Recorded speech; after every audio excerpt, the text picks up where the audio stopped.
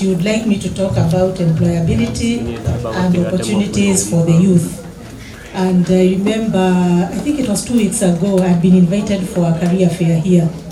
And I saw the innovations that were here, and I said that we agreed with Maureen that I would come back and talk to you about issues to do with careers.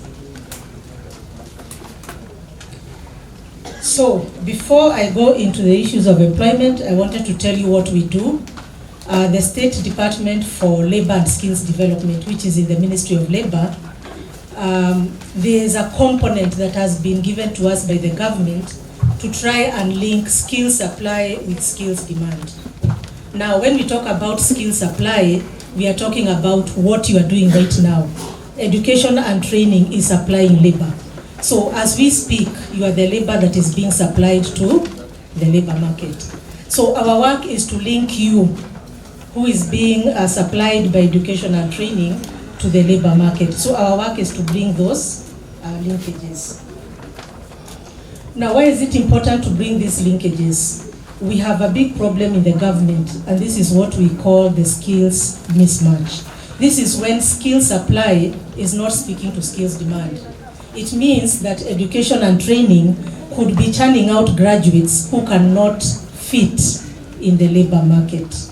That is basically, in a nutshell, what we mean by the skills mismatch. So today I'll try to talk to you about what the government is doing about this skills mismatch, but more importantly, what you can do if you are faced with a situation where your skills are not matching with what the labor market wants. Okay, now the slide you are seeing there is for the skills mismatch at macro level and micro level. At macro level is simple. When you have a skills mismatch, it means that when you enter the labor market, some of you will be surplus, unfortunately. But some of you may be in very high demand because there's skills shortage. So basically that's what we mean by the skills mismatch at macro level. At micro level, and this is where it is serious, it is where you have skills, you enter the labor market, but you find that you are probably doing work that is not aligned to what you studied. And I'll give you an example. Perhaps you are an engineering student. You enter the market, and then you find you can't get a job, and then you go and become a security officer or a cook. So that means that you're overqualified for that position. That is what we call also a skills mismatch. Another skills mismatch could be you enter the labor market, and what you are trained at the university, you cannot, the knowledge that you have gained at the university, you may find that in the labor market, it has been surpassed. And I'll give you an example. The technology in the labor market moves very fast, faster than the technology being used in education and training institutions. So you may come out with engineering, but then when you go to the workplace, you find that the technology they are using is different from the one that was used to train you. Again, there's a skills mismatch, and I'll tell you what to do when that happens. The other one is skills obsolescence. This one is serious. This is when you are trained and you go into the labor market and there's no job for you. This is what we call obsolescence. It means the skill you have is obsolete. I'll give you an example, although some of you may not know it. There was a time we used to have typewriters. How many of you know typewriters? None of you. These were machines that people used to type with a lot of energy. And I think some were electric, some were not. Now, those who are trained to type using a typewriter, if they go into the labor market now with that skill, they will not find any industry using that typewriter. They will find computers. So that means if you have that skill, you are obsolete in the market. So I will also tell you what to do when you have an obsolete skill. Now, I just want to share with you, because I know your lecturers are also here. When again we talk about skills mismatch, and I'm also telling you this because I want you to share this with the other youth. The government has done analysis of unemployment, and in one study that was done in 20 2016, they realized that most of the unemployed are those who drop out of primary and secondary school. So what does that tell us? That if you do not have adequate skills for the labor market, you are likely to fall in the category of unemployed. But if you move up to college education and university education, you can see from the screen that unemployment is less. Now, at the end, you can see there's TVET. TVET was recorded at 0.8% unemployment. So what does that tell us? That TVET education is very well aligned to the labor market.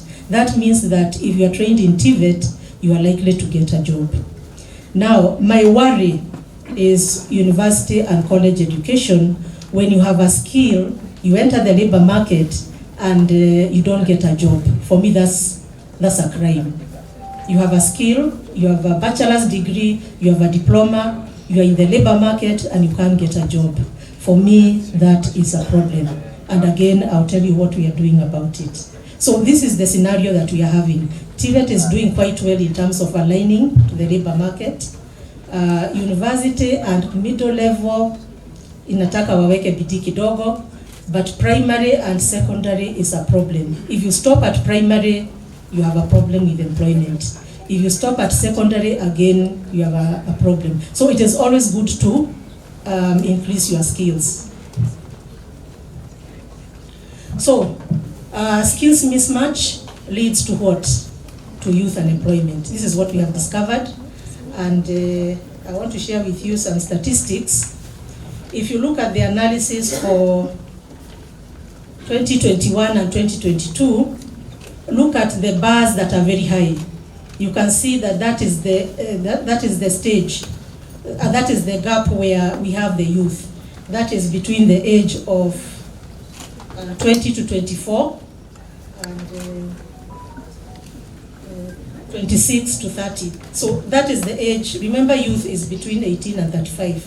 So if you look at this chart, you can see that the highest level of unemployment is with the youth. And this is not good because the youth are the most energetic. They have the energy, they have the power to change the economic development of this country. So the skill, that is why we have to address this skills mismatch. But I'll show you how we can do it. Now, the consequences of unemployment, this is documented in our policies, is poverty. If you have high unemployment among the youth, we are headed towards poverty. We are also headed towards inequality, high dependency. Having children, youth in the house means that they are depending on somebody for their upkeep. This is what we mean by high dependency. Again, self-esteem, which is very important. I remember one time we met the youth at World Youth Skills Day, and many of them were saying that when you stay for too long without a job, it also affects your mental health. And I think you have seen cases where some people are committing suicide. We would not want this, but this is one of the consequences when you stay for too long outside of the labor market. Again, there's also the issue of political and social unrest.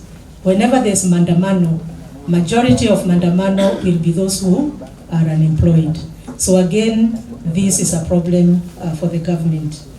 Again, also, you become vulnerable to drug and substance abuse, human trafficking, and crime in general. So we need to address the issue of the skills mismatch. We need to make sure that once you leave the education and training institution, you get a job. So what is the government doing? The government is very good at developing policies. We have developed a policy called the National Skills Development Policy. It's going to be launched next month. This particular policy addresses the skills mismatch. It will make sure that the mismatch we have is going to be reduced. We have also developed a career guidance policy. Career guidance is extremely important, and you can see director here who is in charge of your Office of Career Services. And I want to say Tharaka OCS is one of the most active OCSs that we are seeing. We started OCS in 2018, but they have been very slow to pick up. But we have seen some very good examples. Tharaka University, University of Nairobi, Kenyatta University, Strathmore, USIU. They're doing quite well in career guidance. But we want to push career guidance to go to TVET and also to basic education. Because some of the career choices we make that cause unemployment later on are made at basic education. So we want to ensure that at basic education, you are aware about the occupations that are there in the market, and we also do for you what we call skills anticipation. We tell you that 5-10 years from now, these are the jobs that will be there in the market, so that you choose a career that you know for sure will have a job in the market. So these are the things we are doing as government. So when you hear people saying government is a scam, please tell them that we are doing a lot in terms of trying to address the issue of youth unemployment. The other major thing we are doing is the national skills, sector skills committees. These are committees we are developing made up of industry. In other words, we are going to have industry coming to education and training institutions to give you information about what is relevant in the labor market, so that you do not do courses that are not available in the labor market. You do courses that will ensure that the knowledge you get is applicable in the labor market. So these are the committees we are establishing. There will be an example is Agriculture Sector Skills Council. So what will this council do? It will make sure that all courses on agriculture are aligned to the labor market, so that anybody who finishes a course in agriculture can go into the labor market automatically. We call it seamless transition. You move from education seamlessly into the labor market without having to tarmac. So I've given you what the government has done. I'll later tell you what we can do as individuals, but I also want to share with you the opportunities that are out there. And I want to start with foreign jobs. I know you have heard the president talking about labor migration. This is a big agenda for the Kenya Kwanza government to ensure that we export the surplus labor. So if you find that you have tarmacked in Kenya and you can't get a job, you need also to look at the international and the regional labor markets. And this information I'm sharing with you on the screen was derived on 10th March. This information, you can get it from the National Employment Integrated Management System, NIMS. So if you type NIMS into Google, the website will come out. This website has all the foreign jobs that have been vetted, they have been screened, and they are genuine jobs. I will explain how this is done. We have what we call the private recruitment agencies. You have heard of them. What they are required to do is that once they get a job order from outside the country, they're called job orders. They are supposed to bring them to the Ministry of Labor. These jobs are vetted. We call the company. We find out whether these jobs are genuine. These jobs are paying well. They are decent jobs. And then once we verify, they are put on that website. So whatever you get on that website is a genuine job. So if you type NEAIMS, NIMS, you are going to get these jobs. Right now, I think there are over 200,000 jobs that are there. So you could check the ones that are suitable for you, and then you apply. Now, I just wanted to share with you the statistics so that you can see what we have. Now, Kenyan employers are also supposed to put the information there on the website, but they have not been doing that. So that's why we have 14 jobs there. But what we are trying to do is to get all government jobs, all private jobs on this website, so that we have a one-stop shop where you can just go to this website, look for jobs in Kenya, and look for jobs outside the country. So you can see we have jobs in Czech Republic, Germany, Great Britain, and so forth. These jobs were there on the website. Now, once the jobs are filled, they are removed from the site. So it means it's good to always check to see which jobs are there, because once the job order is filled, they withdraw it from the site. And then we wait for the job orders, and then they are put on that website. It's NEAIMS, NEAIMS, National Employment Authority. Information Management System, NIMS. But I also share it with the director so that she can put it on your website. I think, director, it could be linked to the website for the university. Yeah. Okay, so I'm sharing with you what is on the website right now, but I wanted to tell you that these jobs were not being put before. Usually what private recruiters were doing was to advertise and call you directly. Now they are required to put these jobs on the website. And if they don't do that, and you apply for a job from a private recruiter, you may not be able to pass through the airport to go for that job. That job has to be what we call attested. The contract must be attested. And we have created the mechanism to help you do this. This is so that we protect you. Once you leave Kenya and you go and work in another country, we make sure that the contract has been signed, you are going to be paid, and then also we make sure that you are trained before you leave. Issues of opening your own bank account, not sending money to... Sometimes these people go and work outside, they send money to their parents, and when you come back after 5 years, unakuta pesa imeenda.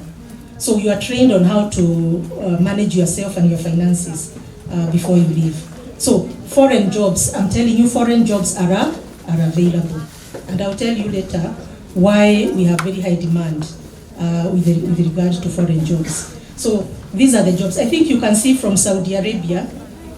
Saudi Arabia has the highest, mostly because they like domestic workers. So domestic workers are the most for Saudi Arabia. But for the other countries like Europe, you may find drivers. There was a time we had some in Israel for plaster, somebody to go and plaster, and they were paying 420,000 a month, Kenyan money.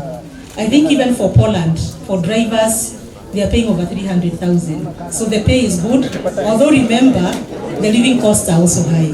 So always balance that. Okay.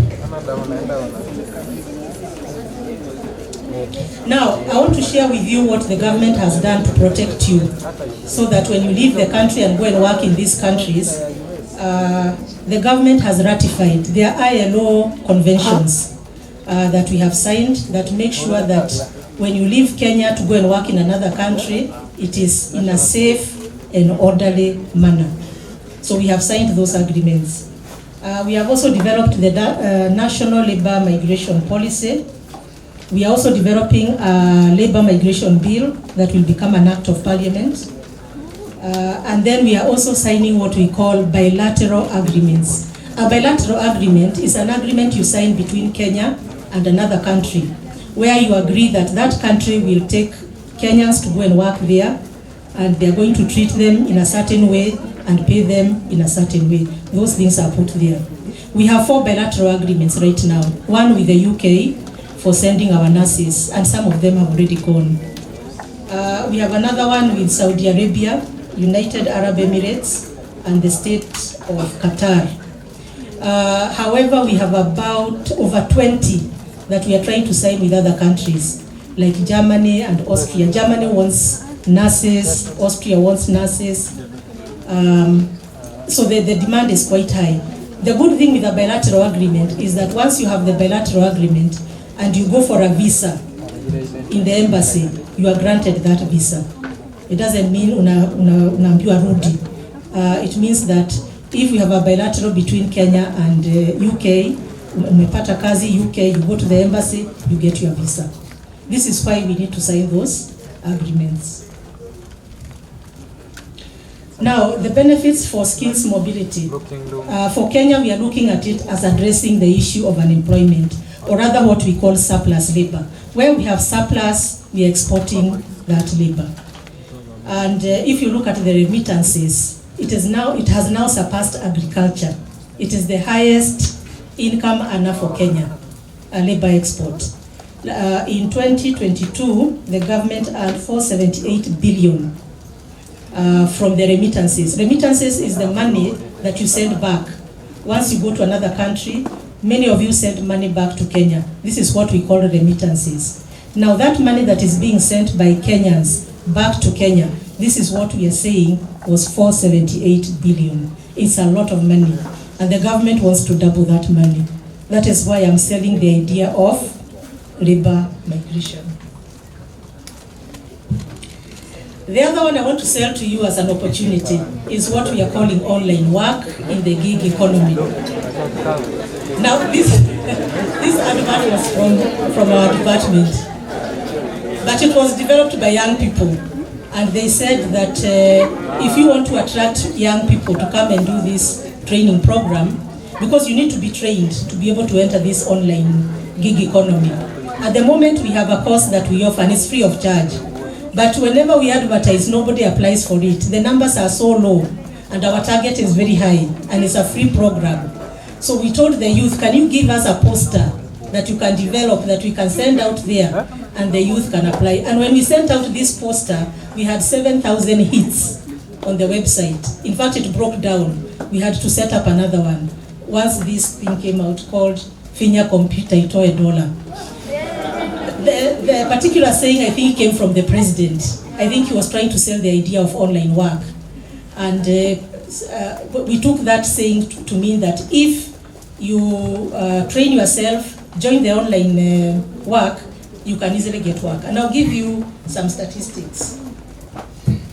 Now, in the Ministry of Labor, we started collaborating with Ajira last year.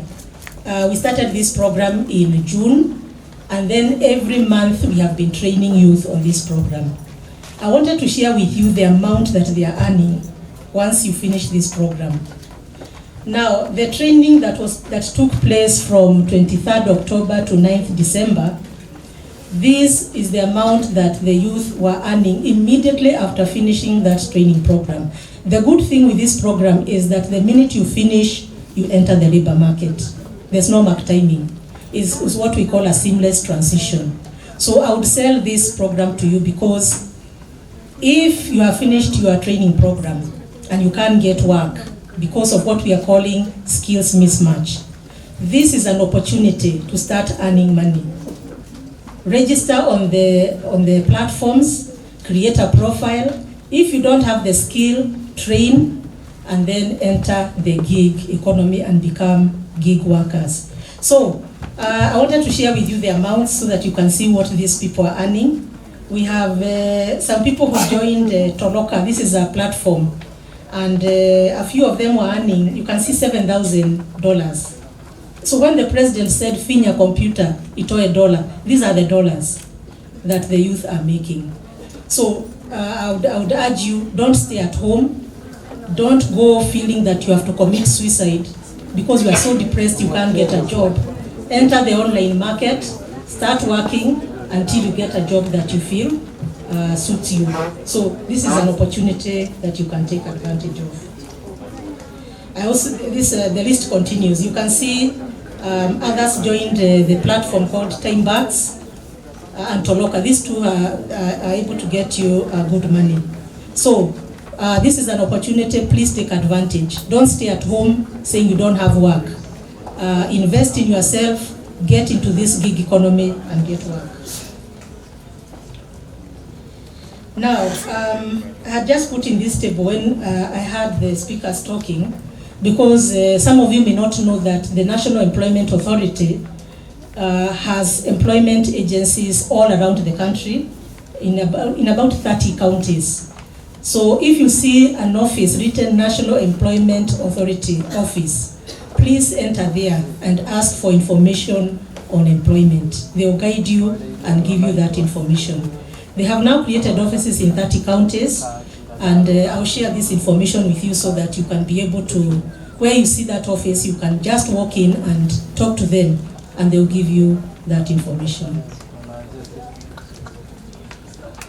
Now, entrepreneurship. I know the youth don't like hearing this word because I have tried to tell the youth to go into entrepreneurship, to move away from job seeking towards job creation. This is the way to go, and I'll tell you why just now. I want you to look at those statistics. If you look at the statistics of 2018 up to 22 in terms of job creation in Kenya, you find that the modern sector, this is where you wear a tie, a shirt, and a suit.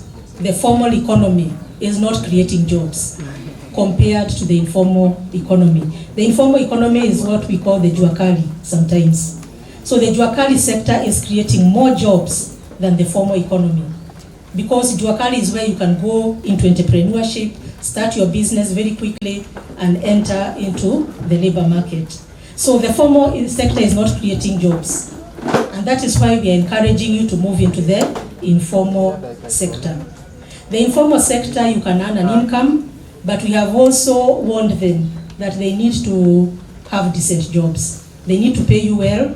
If you're in the informal economy, create a business, pay the people you are employing well, give them insurance, give them medical, because sometimes this is not in the informal sector.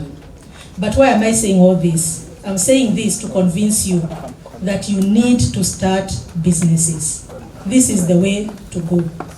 I've told the youth many times. There was one time I told them about entrepreneurship, and one of them asked me, why aren't you an entrepreneur? So I'm trying to tell you, there's a negative attitude towards entrepreneurship. But I want to convince you that entrepreneurship doesn't have to be a shop, because that is where the youth go. They go and start a kiosk, and then they are given money by the parents, and then the shop just breaks even. And sometimes they don't make a profit, and they're just there. Business does not have to be a shop. You can commercialize your innovation. This is an area that we are trying to encourage. If you have an invention, if you have a business idea and an innovation, you can make money out of it. Register your patent, register your business, start your business and move with it. That is one method. The other one is talent. I just saw talent today. People moving around here dancing. You can commercialize dancing, acrobatics, music.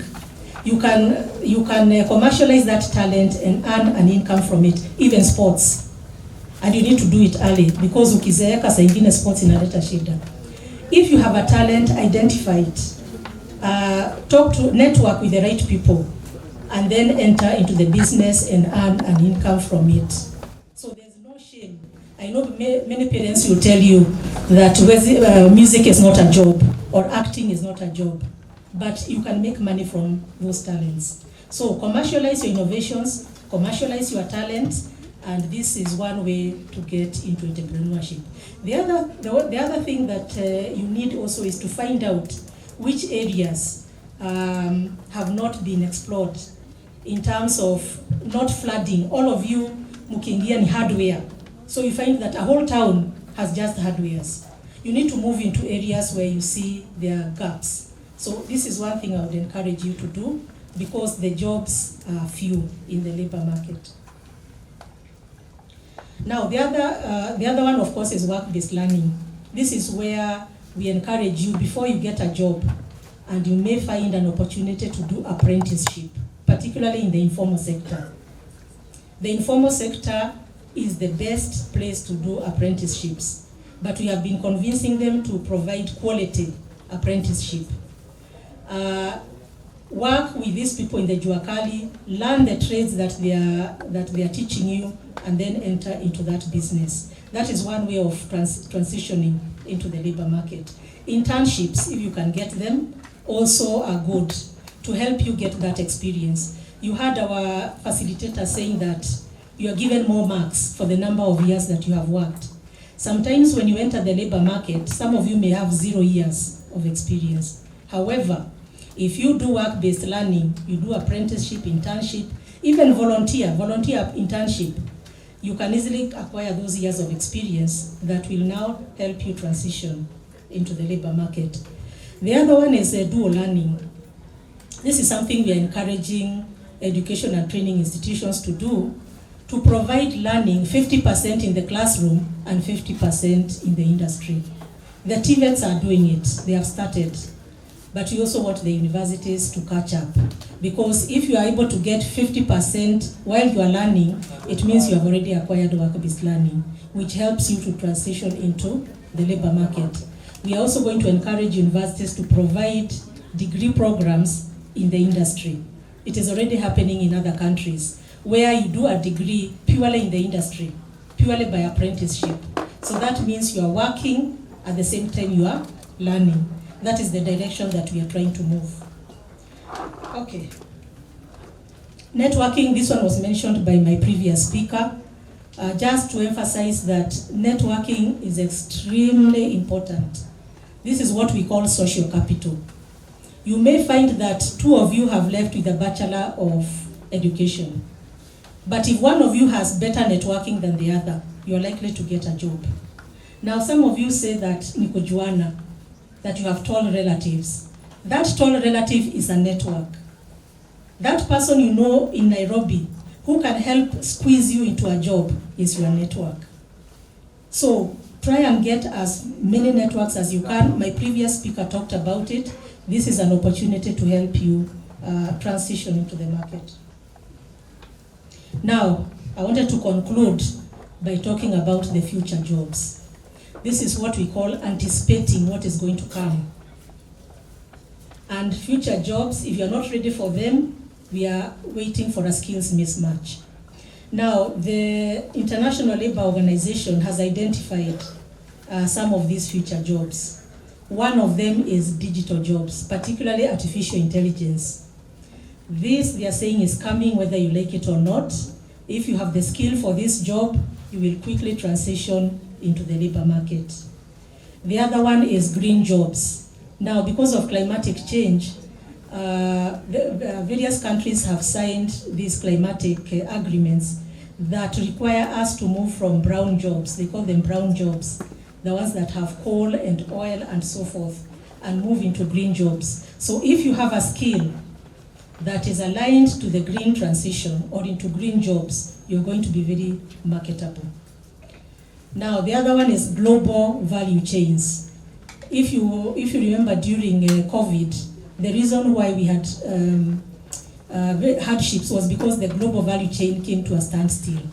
Now, what we are saying as global value chain jobs is that once we start exporting our products, I'll give you an example of avocados, which is now doing quite well. You start exporting avocados to other countries, you create that global value chain. You start exporting things to Tanzania, to Uganda, under our agreements. You create these regional chains. This is another area for creating jobs. So if you can get familiar with these agreements that we have between Kenya and the East African region and globally, we have agreements that allow us to trade, favorable trade terms.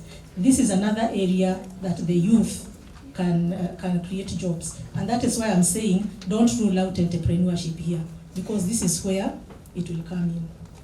Then the other one is demographic changes. The Europeans wamekataa kuzaa watoto. They need labor. Most of them are aging. So they are going to come to Africa, what we are calling Scramble for Africa, not for African countries now, but for the young labor force.